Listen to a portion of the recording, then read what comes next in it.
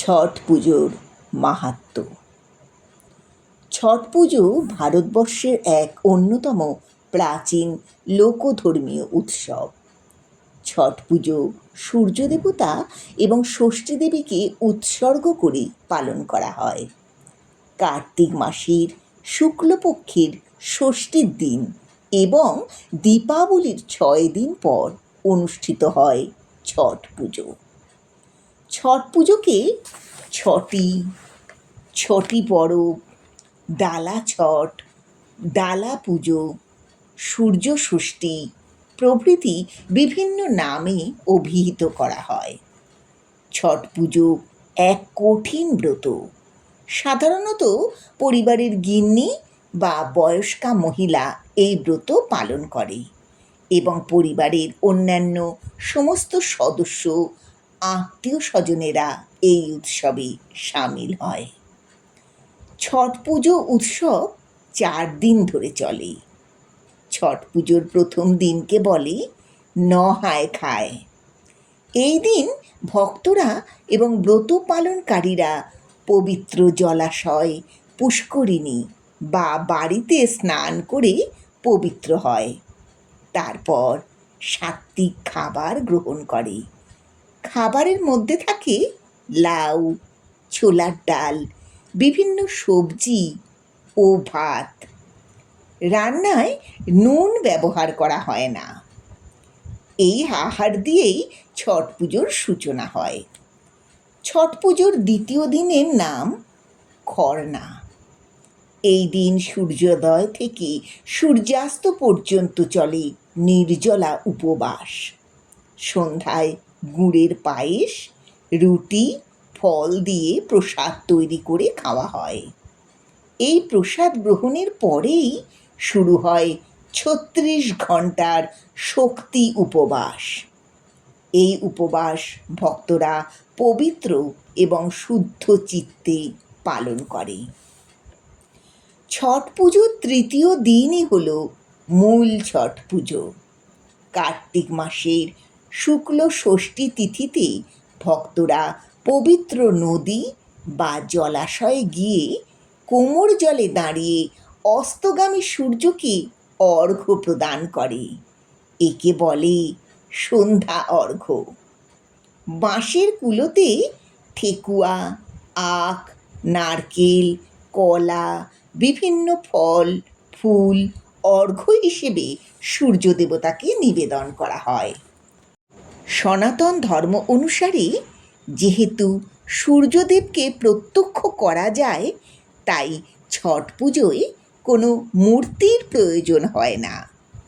ছট পুজোর শেষ দিন বা চতুর্থ দিন ভোরে জলাশয় বা নদীতে গিয়ে সূর্যোদয়ের সময় পুনরায় সূর্যদেবকে অর্ঘ্য নিবেদন করা হয়।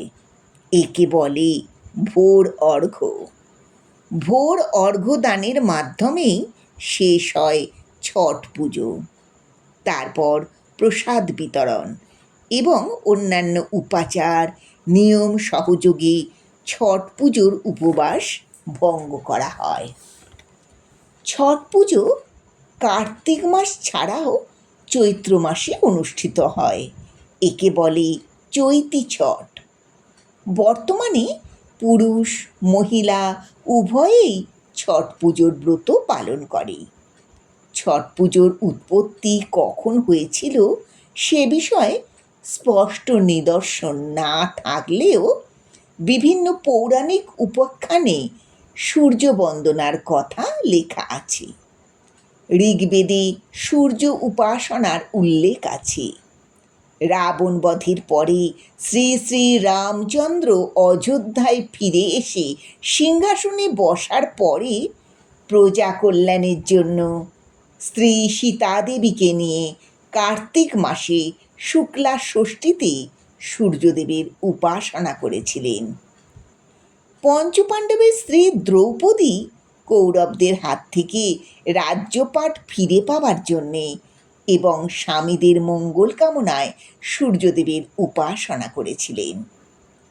কথিত আছে কুন্তী এবং সূর্যদেবের পুত্র কর্ণ প্রতিদিন স্নানের সময় কোমর জলে দাঁড়িয়ে সূর্যদেবের পুজো করতেন এবং অর্ঘ্য দিতেন।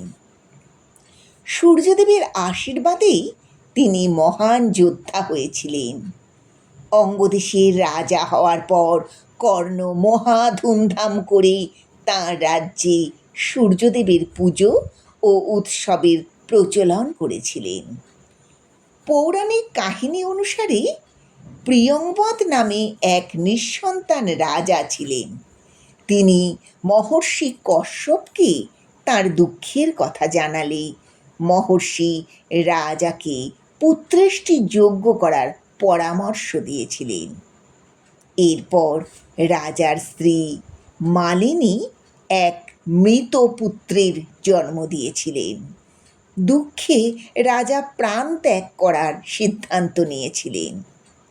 তখন ব্রহ্মার মানসপুত্রী ষষ্ঠী দেবী প্রকট হয়ে রাজাকে তাঁর পুজো করতে পরামর্শ দিয়েছিলেন। ষষ্ঠী দেবীর উৎপত্তি সৃষ্টির মূল প্রবৃত্তি ষষ্ঠ অংশ থেকে, তাই তাকে ষষ্ঠী বা ছটি মাইয়া বা ছট দেবী বলা হয়। রাজা প্রিয়ংবদ ষষ্ঠী পুজো করে পুত্র লাভ করেছিলেন। বর্তমানে ছট পুজো এক সার্বজনীন রূপ পেয়েছে। বিভিন্ন ভাষাভাষী ধর্ম সম্প্রদায়ের মানুষ এই পুজোর মাহাত্ম্য উপলব্ধি করে ছট পুজোয় অংশগ্রহণ করছেন।